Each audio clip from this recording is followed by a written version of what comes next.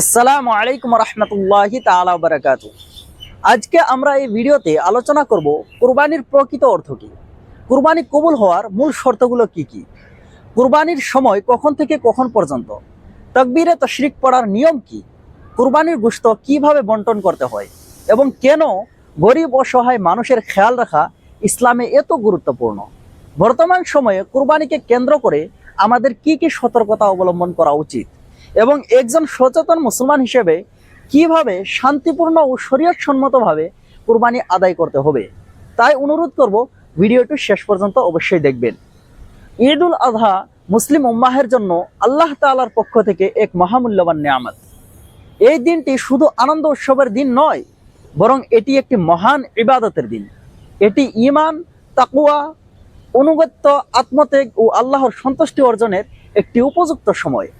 এটি এমন একটি দিন যেটি প্রতি বছর আমাদের মনে হযরতে ইব্রাহিম আলাইহিস সালাম ও তার প্রিয় পুত্র হযরতে ইসমাইল আলাইহিস সালামের সেই অবিস্মরণীয় কুরবানির ঘটনা নতুন করে জীবন্ত করে তোলে, যা কিয়ামত পর্যন্ত মানব জাতির জন্য ত্যাগ ও অনুত্যাগের এক উজ্জ্বল দৃষ্টান্ত হয়ে থাকবে। যখন আল্লাহ তাআলা হযরতে ইব্রাহিম আলাইহিস সালামকে তার সবচেয়ে প্রিয় বস্তু আল্লাহ তাআলার রাস্তায় কুরবানি করার নির্দেশ দিলেন, তখন তিনি বিন্দুমাত্র দ্বিধা না করে নিজের প্রাণপ্রিয় সন্তান হযরতে ইসমাইল আলাইহিস সালামকে কুরবানির জন্য প্রস্তুত করে ফেললেন। আর হযরতে ইসমাইল আলাইহিস সালামও আল্লাহ তাআলার হুকুমের সামনে পূর্ণ আত্মসমর্পণ করে বলেছিলেন, ক্বালা ইয়া আবাতি ইফআল মা তু'মার সাতাজিদুনি ইনশাআল্লাহু মিনাস সাবিরিন। হে আমার পিতা, আপনাকে যা আদেশ করা হয়েছে তাই করুন, ইনশাআল্লাহু তাআলা আপনি আমাকে ধৈর্যশীলদের অন্তর্ভুক্ত পাবেন। আল্লাহ তাআলা তাদের এই অনুপম অনুতজ্ঞ ধৈর্য ও আত্মত্যাগকে এতটাই পছন্দ করলেন যে সেই স্মৃতিকে চিরজীবী করে রাখার জন্য মুসলমানদের উপর কিয়ামত পর্যন্ত কুরবানির এই মহান ইবাদত নির্ধারণ করে দিলেন। কুরবানি শব্দটি এসেছে কুরব থেকে, যার অর্থ নৈকট্য বা নিকটবর্তী হওয়া। অর্থাৎ কুরবানির মাধ্যমে বান্দা আল্লাহ তাআলার নৈকট্য লাভ করার চেষ্টা করে। তাই কুরবানি শুধু পশু জবাইয়ের নাম নয়, বরং এটি নিজের অন্তরের অহংকার, হিংসা, লোভ, কৃপণতা ও গুনাহকে আল্লাহ তাআলার সন্তুষ্টির জন্য ত্যাগ করে আল্লাহ তাআলার নৈকট্য অর্জন করার এক অতুলনীয় সময়। পবিত্র কোরআনে আল্লাহ তাআলা ইরশাদ করেছেন, লা ইয়ানালাল্লাহু লুহুমুহা ওয়ালা দিমাউহা ওয়ালাকিন ইয়ানালুহুত তাকওয়া মিনকুম। আল্লাহ তাআলার কাছে তাদের গোশত ও রক্ত পৌঁছে না, বরং পৌঁছে তোমাদের তাকওয়া।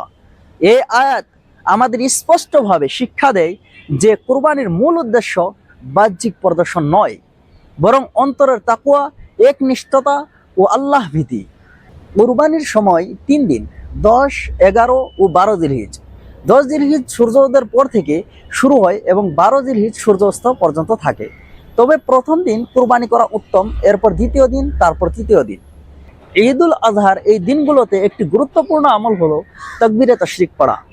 বাহারে শরীয়তে উল্লেখ আছে, 9 জিলহিজ ফজর থেকে 13 জিলহিজ আসর পর্যন্ত প্রত্যেক ফরজ নামাজের পর একবার উচ্চস্বরে তাকবীরে তাশরিক পড়া ওয়াজিব এবং 3 বার বলা উত্তম। তাকবীরটি হলো আল্লাহু আকবার, আল্লাহু আকবার, লা ইলাহা ইল্লাল্লাহু, আল্লাহু আকবার, আল্লাহু আকবার, ওয়ালিল্লাহিল হামদ। এছাড়াও ঈদ উল আজহার আরেকটি গুরুত্বপূর্ণ কাজ হলো সমাজের গরিব, অসহায়, এতিম, মিসকিন ও প্রতিবেশীদের খেয়াল রাখা। মনে রাখবেন, ইসলাম কখনো শুধু নিজের আনন্দে বিভোর থাকতে শেখায় না, বরং অন্যের মুখে হাসি ফোটানোর শিক্ষা দেয়। আর এজন্যই শরীয়ত আমাদেরকে কুরবানির গোশতকে 3 ভাগ করার হুকুম দেয়। 1 ভাগ নিজের জন্য, 1 ভাগ আত্মীয় স্বজনের জন্য, 1 ভাগ গরিব মিসকিনদের জন্য।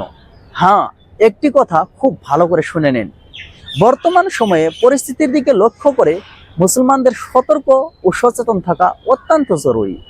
কারণ কিছু অসাধু ব্যক্তি এ সময় বিশৃঙ্খলা সৃষ্টি করার চেষ্টা করে।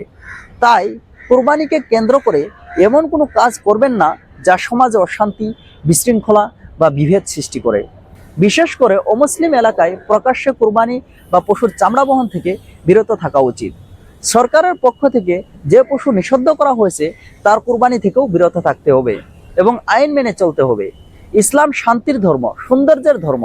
তাই আইন মেনে শালীনতা বজায় রেখে এবং অন্যের অনুভূতির প্রতি সম্মান দেখিয়ে কুরবানি আদায় করা একজন সচেতন মুসলমানের দায়িত্ব। হে আল্লাহ, আমাদের সবাইকে ঈদ উল আজহায় শুধু পশু নয়, বরং আমাদের নফস, অহংকার, লোভ ও ও গুনাহকেও আপনার রাস্তায় কুরবানি করার তৌফিক দান করুন এবং আমাদের জীবনকে তাকওয়া, ভালোবাসা, ভ্রাতৃত্ব ও মানবতার আলোয় আলোকিত করে দেন।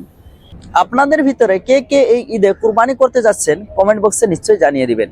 আর কুরবানির জানোয়ার নিয়ে বিস্তারিত মাসাইলের সম্পর্কে আরেকটি ভিডিওতে আমি আলোচনা করেছি, অনুরোধ করব ভিডিওটি যেয়ে দেখে নিন, লিংক ডিসক্রিপশনে দেওয়া আছে। ভিডিওটি ভালো লেগে থাকলে একটি লাইক দিয়ে চ্যানেলটিকে সাবস্ক্রাইব করে আমাদের সঙ্গে থাকুন।